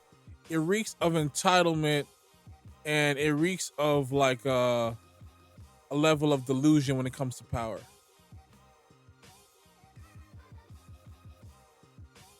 One second, I'm trying to get there. I call you back. Isaac. That is weird to me, bro. That is weird. How you spend all that money to not make money, bro? That's dumb. Shit, what are these goofballs doing, bro? Here we go. So shout out to this gentleman over here. He's called Urban Explain. Hold on a second. This is the Brooklyn Mirage, one of New York City's largest concert venues. And right now, it's in serious trouble. The venue is set to reopen this summer after a massive renovation, with a new layout, lighting, and sound, all to support a stacked summer lineup. but things have not gone to plan. At first, it was construction delays. This is what the venue looked like just a few days before it was supposed to open. But now it's the middle of July, and the organizers claim that construction is complete and they are show ready. But they still can't open because they can't pass their final inspection from the Department of Buildings. At the heart of the issue is a technical permitting snafu. The venue is trying to claim that their entire build-out should be considered a temporary structure, which has more lenient building code requirements. But the Department of Buildings isn't buying it, and they want this to be subject to the requirements of a permanent structure. And now the wheels are fully falling off. The CEO of the company in charge of the venue was fired, and almost all the summer shows have either been canceled or relocated. Summer is when venues like this make all their money. Missing a few weeks is bad. Missing the whole season could be catastrophic, especially after pouring millions of dollars into expensive renovations. With no opening date in sight, rumors are now swirling that the entire business might be up for sale, which is just an incredible turn of events. This was supposed to be the summer for Brooklyn Mirage, and instead, a single permitting gamble might have cost them the entire business. This is You see it. It's an outdoor stadium, bro. I don't feel bad for them, bro. I don't feel. Not one bit, man. Shout out to Urban Explained. You know, not one bit. You know, I will say I feel bad for like the people that have attended and had their lives, I guess change or have good memories of seeing really really dope acts that's played a significant role on them and outlook on certain things. But what I will say is I don't feel bad for these people that make money from this, because you didn't care to secure your bag and your network essentially going forward. It wasn't a priority, so I don't feel bad for you, not at all. Like there will be no tears shed. Y'all just out here wilding and have this false illusion of your influence. That's what it is, man. There's no other way to describe it, because anybody that's serious about business, especially when it comes to entertainment, they're not dropping the ball on that, bro. It's just not happening. So far, they had Thundercat over there. Mark Rebuilt was over there. Glass Animals. Okay. Toro Umoy. Yep. Dope. The Boiler Room Series was there. Demoss was there. Another one. Tanaji was there. See? Marshmallow was there. See? Disclosure was there. He goes on. Christina Aguilera was there. Of course. Zed was there. Of course. Flying Lotus was there. Yep. J. Cole was there. I'm just skipping names. Drake with Virgil and DJ Spade was there. Look at that. And Axwell and Engross was there too. Axwell and Engross? Okay. Yeah. And Rufus De Sol was there too. All these acts was there. And had the Grey Day tour. Suicide Boys, Ski Master, Some God, Danny Towers, Snot, Shakewell, Scheme, Maxo Cream. So they had people there. Of course they did. Diplo was there too. Diplo was special. Danny Days and DJ Holographic.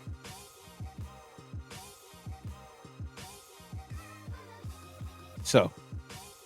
I don't feel bad for them. So. What can we do, man? Talk about it, but as far as what we can do, all we can do is talk about it.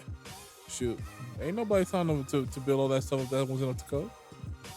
I know it wasn't up to code. They never had permits for it. I know listen, man. That's and then we'll just do it later. That's how listen, man. That's how they decided to make the cookie crumble. It's okay.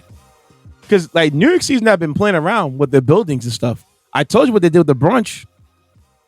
It's okay. It's okay if they're not playing around. And then also too, they've been cracking out on those illegal, not illegal, but mobile car wash detail services. They've been cracking that on that. They don't play around, bro. Hey, nobody's smiling, man. Let's get to the wise guy and get up out of here. Get this through your head, wise guy. You only exist out here because of me. That's the only reason. Without me, you personally, every wise guy still around will take a piece of your wise guy. West. Your Lauren, don't ever go over my head again. Good times. Yep. Okay. So, this is a story of a podcast. And I want you to hear about what these two women are discussing amongst each other. Check this out.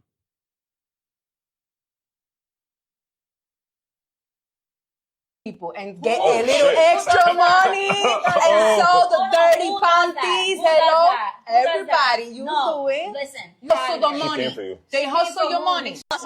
So she's talking about OnlyFans and prostitution. Okay. One side is talking about how OnlyFans is a new version of prostitution. And the OnlyFans girls say, no, that's not like that. Okay?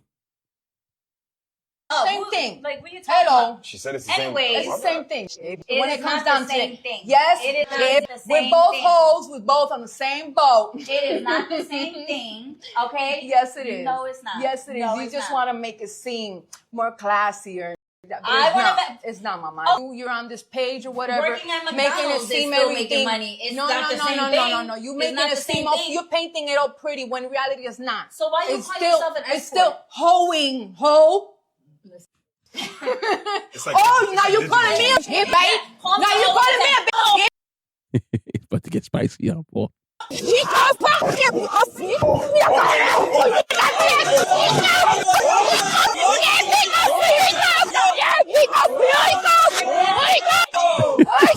Things to meet up these. So, I am Walt. The question I have for you is simple. Is OnlyFans considered prostitution? Depending on what you're doing on there, would fall in line in the category of prostitution for sure. Yes, OnlyFans is not predicated on just women, selling, feet pics, showing their bodies, and exploring their sexuality. Because OnlyFans, but that has been the face and consensus, and when people think about it, that's the first thing that they go towards. OnlyFans could be for anything. It could be for trainers, for trainers, nutrition instructors. It could be for a lot of different things. But the premise is OnlyFans is being marketed and sensationalized based on women out here trying to cater to the top 10%. And all these other things. So if we're comparing what that woman is saying to actual prostitution and OnlyFans, it all comes down to when we're talking about specifically about women, what are those women doing exactly on OnlyFans? Okay. For me, I'm gonna break it to this lamest way I could possibly can. Yeah. Yes, I consider if you're an OnlyFans girl, you're like a dancer. Okay. And if you're like a dancer, especially dancing nowadays, how some of these, these tooties are giving it up, bro. A ham and cheese sandwich and some bacon's lettuce wraps, bro. Okay, bro. I've watched, I don't have an OnlyFans account, so I don't, but I've seen the what's the word? I think it was called Baddie Hub. And some of these joints were giving it out filthy on the OnlyFans. Remember that the lady who was part of the NAACP, the white woman was posing as black, and she had an OnlyFans account. Oh man, giving up nasty on the OnlyFans with the toys, bro. Man. Oh man. Nah, that's not the same thing. That's not. Nah, man. I consider if you're OnlyFans, bro, you're like a dancer to me. Man. You're a stripper to me. Man. It's community coochie. Okay. Just because nobody ain't penetrated that we know of, somebody done penetrated before. She loves everybody. Mm-hmm. Oh, we gotta make a new scene, make a new scene, huh? You don't say. Let me find out what scene you're making. Nasty work. Then you watch the scene and you're looking at her who's sitting right next to you. God almighty. I couldn't do it, bro. So what do you say to, speaking since we're around this realm, right? Mm-hmm. How do you feel about the women who teach dance classes that are stripper inspired, but you know, they look at the stripper in the negative, derogatory way? Like, you know how they have these dance classes, Pole fitness. Pole fitness. Yes, I know. We know where it was clearly inspired from. Yes. And my thing is like, what's your take on that? On pole fitness? Yeah. I'm gonna keep it a stack. Yeah. That pole work is not easy. It's hard. Oh, by far. And you have to be really athletic to be successful at it. No. So for those using the pole fitness as a workout thing, I don't mind it not one bit. No, it's just I'm talking about not so much that aspect, even though you highlighted what is a very important aspect. It's like doing gymnastics. Absolutely. I couldn't agree more. And there's some ladies who do those courses and do these pole fitness things. Yeah. And you look at them, they don't got it. And when they get on that pole different kind of and try to grab it, and I'm like, oh Lord. But be some thickums too. Oh, absolutely. That move very, very well. Very well. Very fluid. And I'm like, man. But I'm talking about the optics of it, the imagery of like where it is in that space compared to how that space could possibly view it in this other space. Oh, well, usually a lot of the pole fitness classes, there's like a mutual respect for dancers. As there should be. So I don't see people really calling out, others when it comes to pole fitness like that. I could see it. Oh, one of the ladies of the night. Nah, they don't. No? They don't usually do that. Mm-mm. That's good then. Because you know where it's coming from. Just because we know where it's coming from, that does it. I hear what you say. Past judgment. Yeah. But when you see, like I just said, bro, like that junk is really hard. It's like doing pull-ups and dips, and you're doing it sideways. Bro, I saw the behind the scenes of Rihanna's Pour It Up video, and like and the woman she used for that video, bro, I was in awe of what she was doing. Mm-hmm. I used to remember some dancers. I forgot what club. I think it was at Blush, because Blush had a spinning pole, and the things they were doing on that, I was like, take my money,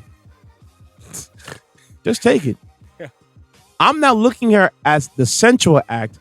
I'm looking at the physical act of what she was doing. I was like, wow. Because she was like, spinning around and then stop on a dime and then turn herself upside down and then only hold her leg. Like I had one of my homegirls, I remember her dancing. It's still ingrained in my head. This was the first chick I ever seen basically was parallel with the bar. She was just sideways. Wow. Spun, stopped, and stayed parallel. And I was like, wow. That's crazy. You're like Spider-Man out there. No, it's a beautiful. I'm impressed. It's a beautiful art form. It requires great. The good strength. ones. Yes. But these new dancers, they're terrible. They don't. They don't know to work that pole like the old ones. They're hookah. They're in the clouds. These new ones want to smoke hookah. In the cloud. Want to be in the clouds. Want to drink. Bring their drama to work. They can't stick to the script. Smell funky. Hair not. I can't do this. Let's get to podcast. Let's get to end the podcast. They didn't take that thing bath, that H bath, bro. I had. Oh man, they like to treat this thing like a puddle. I had one dancer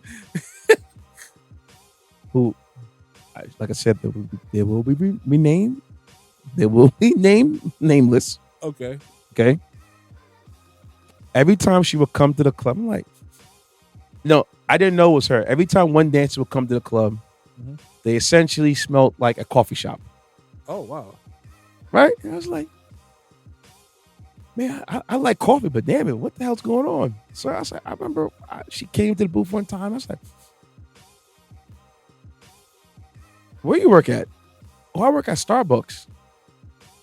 You know you smell like coffee, right? I know, I just come straight here. So you tell me, you spent the whole day working at Starbucks. You even try to decide to go home. Take a little bath. You've been standing. A little H bath. You've been standing, moving and grooving. Palms are sweaty. Palm and sweaty. Yeah, them Underarms, handing out cups. Them pits is hot. Making them drinks. Them pits is... Woo. And you take yourself from your coffee shop job and come straight here. A lot of freaky boys. Smelling like a bag of coffee. Listen, man. And then you want to dance up on me or others? Listen, man. Some of them boys is like, smell that Danish under the arm. And then the worst thing is that if they lift up their armpit. Yeah. Yeah. Smell it. And I've been looking at them. I looked at, you don't smell that? Nah. He is super free. That's my kind of aroma, man. Give them your handle, bro. Give them your handle. Talk about like a Tate. Give them your handle, bro. Just get up out of here. Man, they probably smell biscottis on there. Give them your handle, or I'll do it for you. Okay. You got my R&B page, my All Taste Emotion page. My You can also follow Steady55 on all social media platforms as well. Listen, man. I think it's not like a good day to jump. That's probably your kink. That we don't know yet. Nah, that's not my kink. I like my girl smell serene. Smell like sweet vanilla and cinnamon and stuff. Yeah, that's my thing. Hear that, ladies? I got some other kinks too, but like, hear that? I'm gonna keep those to myself. The man said sweet vanilla and cinnamon. Cinnamon, cocoa butter. No, don't tease me now. Don't. Just take a shower, shorty. It can't be half and half out here. Some dudes like that tank, but not me. The DMX song. That super tang right there, boy. Oh my god. Tastes like a used coin. Oh man. They like that super PU. She looked like she forgot to use that Dove this morning. Oh my god. I'm telling myself I don't care, man. I remember I was dealing with one chick, bro. Yeah. A long time ago. Yeah. And we about to get busy. Yep. And I'm, she getting all hot and petty, and I'm just like, oh yeah.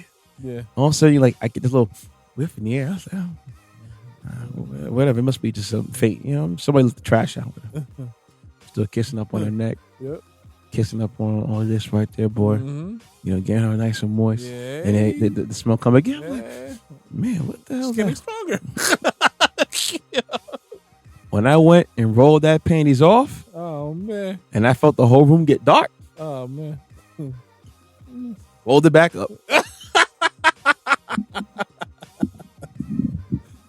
What's the problem? Oh man.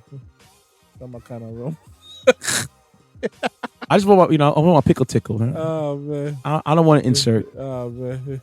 Yeah, listen, man.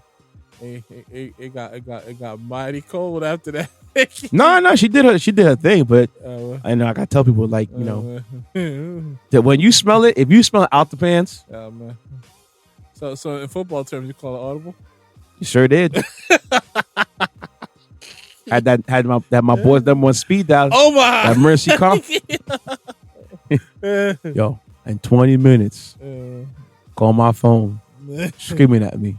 I'm gonna ignore you full time, but don't worry about it. Keep calling. Oh man. Follow the podcast page on the Record Pod. Oh man. Follow yours truly at DJ Intence. That's DJINTENCE. This has been another lovely episode of On the Record Podcast. And OnlyFans girls, just accept it. You're hoes now. Listen, man. Been hoes. Don't rock the boat. Don't change the narrative.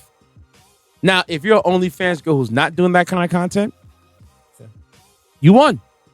Listen, man. All I know is do not come over here in my orbit and bring that 9 to 5 all day and sweaty, looking like you need to dump yourself in some lavender and chamomile. Okay, don't bring that over here, man. Shit, cause boy, man, if I get to truth telling, man. Sometimes you gotta be careful.